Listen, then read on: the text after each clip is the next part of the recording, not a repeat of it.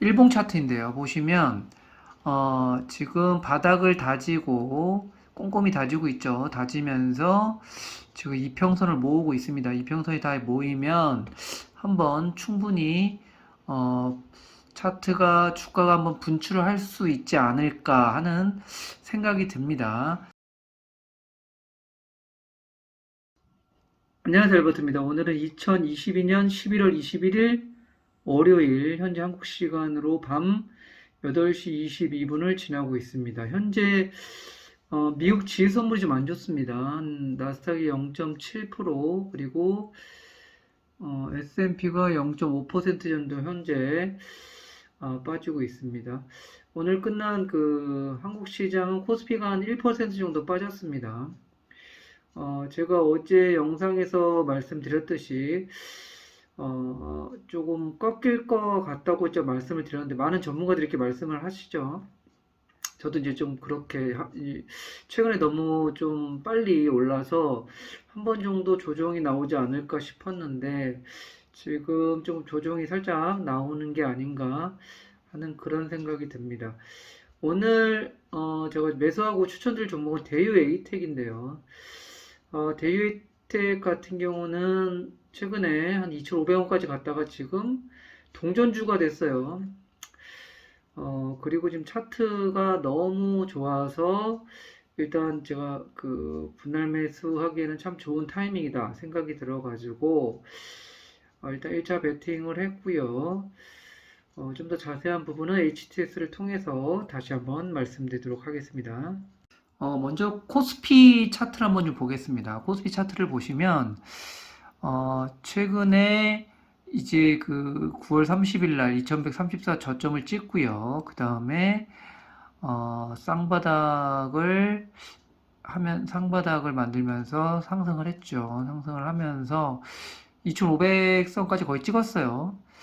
찍은 다음에 저는 이제 한 121선 정도에서 한번 좀 떨어져서 횡보를 좀 하지 않을까 그렇게 예상을 살짝 했는데, 예상외로 힘이 좋아가지고 CPI도 좋게 나오고 하면서 힘이 좋아가지고 확 여기서 갭상승을 했습니다.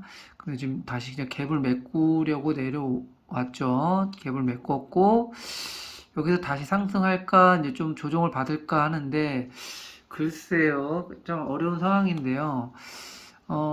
일단은 어느 정도 조정이 좀 이루어지지 않을까, 조정을 하면서 횡보를 하지 않을까 하는 게 개인적인 생각입니다. 그래서 저는 좀 이렇게 좀 계속 좀 떨어지면, 이게 이제 완전 바닥이라고 일단 봐야 될 것 같고요. 그죠? 좀 떨어지면 이제 분할 매수하면 좀 물려도 충분히 다시 정고점을 좀 돌파하려고 좀 올라오지 않을까 하는 그런 생각이 듭니다. 그럼 대유에이텍 종목에 대해서 먼저 재무 차트를 보면은요, 연간으로 보면 돈은 잘 벌고 있습니다. 보면 2018년에 67억, 2019년 313억, 2020년 472억, 작년에 423억 영업이익 흑자를 봤습니다. 돈을 아주 잘 벌었어요. 근데 올해 좀 보시면 올해 분기로 보시면 1분기가 마이너스 245억, 마이너스 2분기, 그리고 2분기가 마이너스 94억이 나오면서 현재까지는 좀 적자폭이 좀 상당합니다. 그죠? 근데 지금 뭐 이때도 대체로 보니까 좀 1분기, 그죠? 1분기 때가 좀 항상 1분기 때가 이렇게 안 좋아요. 그죠? 그래서 1분기 좀 안 좋은 거 감안을 해도 좀 더 좀 안 좋은 것 같아요. 그래서 많이 빠졌겠죠, 아무래도. 올해 그래도 뭐 설마 적자가 나지는 않고 흑자로 그래도 나오지 않을까 하는 그런 예상이 좀 듭니다. 그 차트를 좀 보면은요, 차트가 너무 이뻐서 저는 일단 추천을 드리는 건데, 일단 600일 봉 차트를 보시면은요, 일단 2년자, 대충 2년 되는 봉 차트죠. 보시면 시세를 이때부터 낸 거예요. 그죠? 이때부터 내서 시세를 크게 한번 내서 2275원까지 올렸다가 이 고점에서 이제 거래량 크게 한번 터지면서 계속 뺐죠. 계속 뺐다가 지금 595원까지 떨어졌습니다. 595원. 595원이면 고점 대비해서 마이너스 72%예요. 그래서 다시 결국은 이때 처음에 이 분출했던 이 맥포인트, 그죠? 이 맥포인트 최초 시초의 맥포인트 부분까지 내려왔어요. 그래서 지금 맥포인트 부분에서 계속 횡보를 하면서 이제 이평선을 모으겠죠. 이평선을 모으면서 한번 그래도 시세를 내주지 않을까 하는 생각이 듭니다. 근데 제가 봤을 때는 또 1분기, 2분기 또 적자 폭도 크고 하기 때문에 욕심을 부리는 건 좀 아닌 것 같고 뭐 갭상승 한번 해서 10% 정도 상승하면 그냥 팔고 나와야 되지 않을까 짧게 그 생각이 듭니다. 그래서 121선 고점으로 보시고요. 그리고 한 600원 선 저점으로 보셔서 박스권 매매를 조금씩 해서 수익을 내시면 어떨까 하는 게 제 개인적인 생각입니다.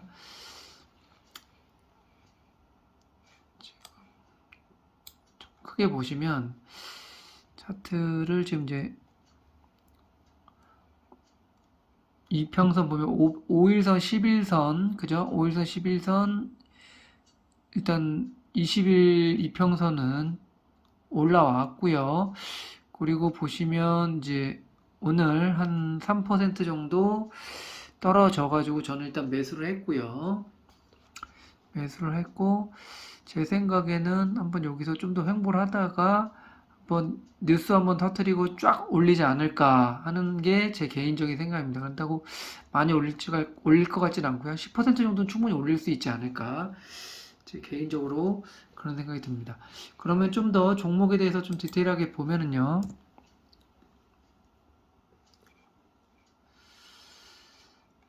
일단 오늘 보시면 오늘 이제 외국인이 드디어 좀 많이 팔았네요. 어제도 좀 매수했었죠. 어제가 아니라 이제 금요일 날 좀 매수를 했었는데 오늘 이제 매도를 했네요. 그리고 기관하고 개인이 조금 샀고 코스닥에선 개인이 좀 많이 샀고 기관이 많이 팔았네요. 대유에이텍 같은 경우는 외국인이 한 1.27% 보유하고 있고요. 보시면 최근에 외국인이 많이 팔고 있습니다. 외국인이 계속 좀 사다가 11월 16일부터 계속 팔고 있어요. 개인이 다 받아주고 있죠. 매출 부분을 보면 대유텍은 이제 그 시트 쪽으로 전문적으로 하는 회사입니다. 보시면 먼저 매출 쪽으로 한번 봐볼게요. 매출 쪽을 보면 일단 PBR이 한 0.85배 정도 나오고요. 제품 매출로 99.38% 매출이 제품 매출로 해서 나오고 있고요. 보시면 제품 매출 주요 제품을 보시면 시트 쪽이죠. 시트 사업부가 시장 점유율 한 29.9%, 그 다음에 대원 사업, 대유 에이텍, 트랜시스, 에디언트 뭐 이런 식으로 나오고 있고 시트 사업부 쪽에서 가장 매출이 많이 나오고 있죠. 임대 매출이 조금 0.19% 정도 나오고 있습니다. 스냅샷을 보면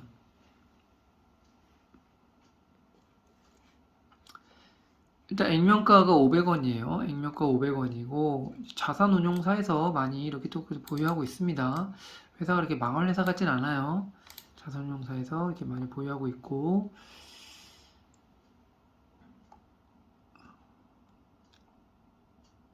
9월 30일 날 나온 비즈니스 서머리를 보면 영업이익 적자 전환이라는 좀 안 좋은 제목이네요.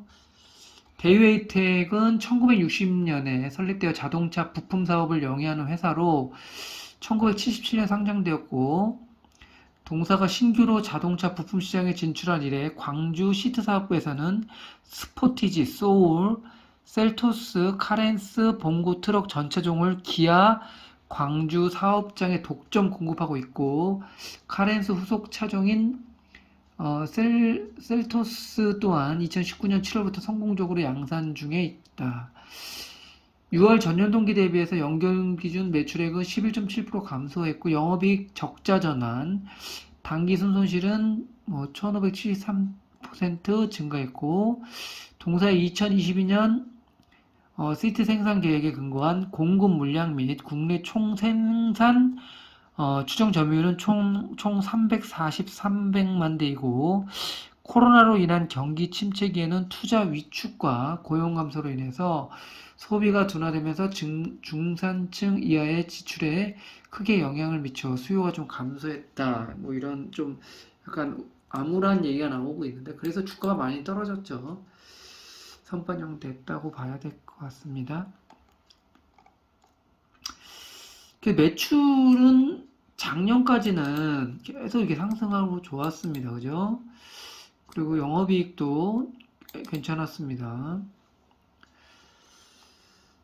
근데 이제 ROE 같은 경우는 지금 마이너스가 나오고 있어가지고 지금 뭐 사교육회사 인방식이라든가 그런 식으로 적정 주가를 내기는 좀 힘들 것 같아가지고 그런 부분을 좀 생략하도록 하겠습니다.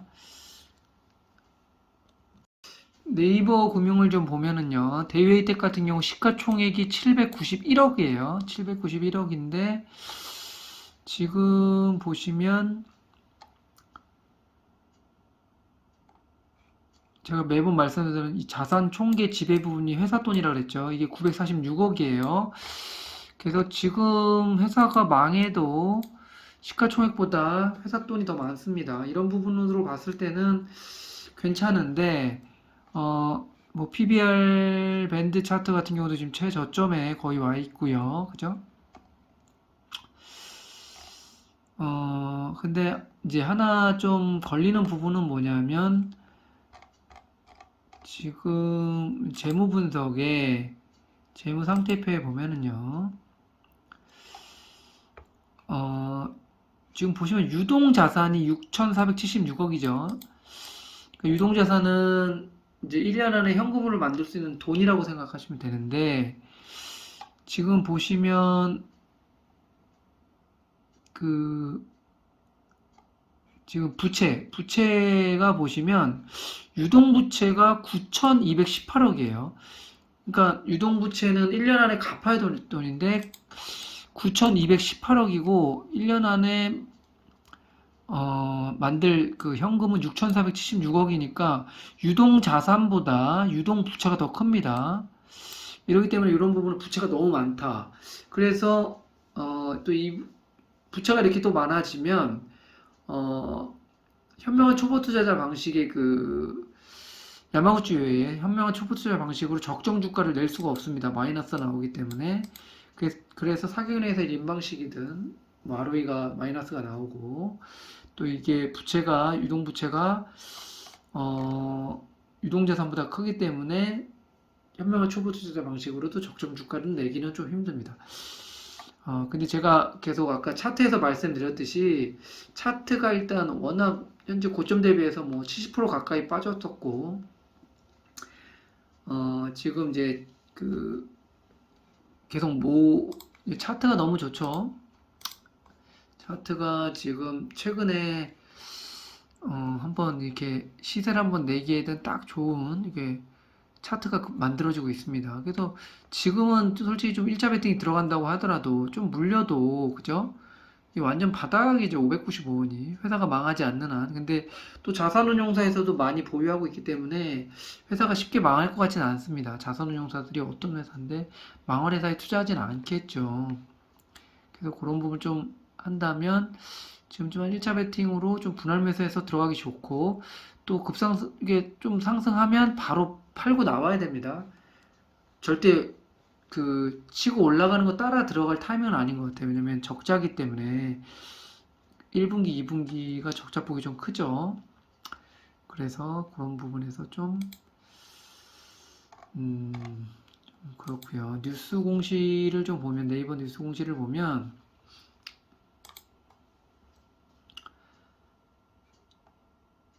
뭐 대유혜택 11월 4일 날 나온 거네요. 최근에 국가 생산성 대상 대통령 표창을 수상했다 뭐 이런 내용이 나오고 있고요.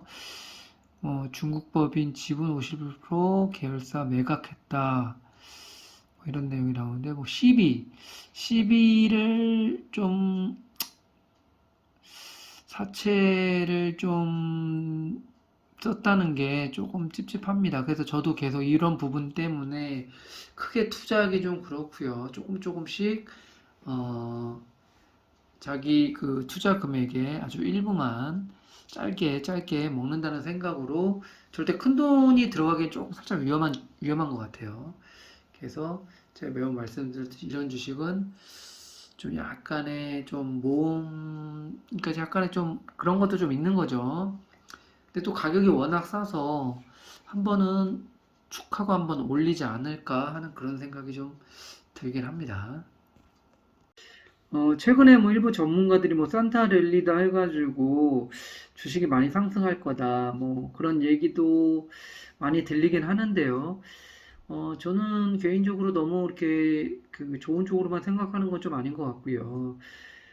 정말로 올라가는 주식 따라 들어가는 건 좀 아닌 것 같고, 좀 생각보다 평소에 좀 좋게 보는 주식이 좀 많이 떨어지면, 조금씩 그 분할 매수하는 게 더 좀 괜찮은 방법이 아닌가 하는 생각이 그 개인적으로 그런 생각이 좀 듭니다.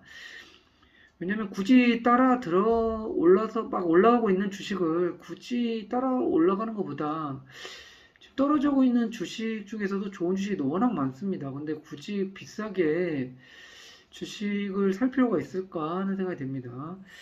우리가 분명히 좀 당했었죠.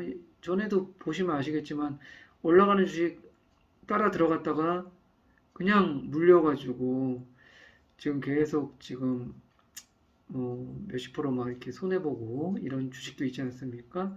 그렇기 때문에 항상 정말 바닥에서 산다고 하는데도 주식이 막 물려요. 10%, 20%, 그죠? 근데 하물며 막 상한가 치고 막 올라가는 주식 따라 들어갔다가는 진짜 몇 년을 또 후회하게 될 수도 있기 때문에 만약에 정말 그런 주식 사고 싶으면 일부만 사시기를 감히 조언을 한번 드려보도록 하겠습니다. 또 오늘 또 이렇게 끝까지 시청해주셔서 감사하고요. 도움이 되셨으면 좋아요, 구독 버튼 눌러주시면 감사하겠습니다. 감사합니다.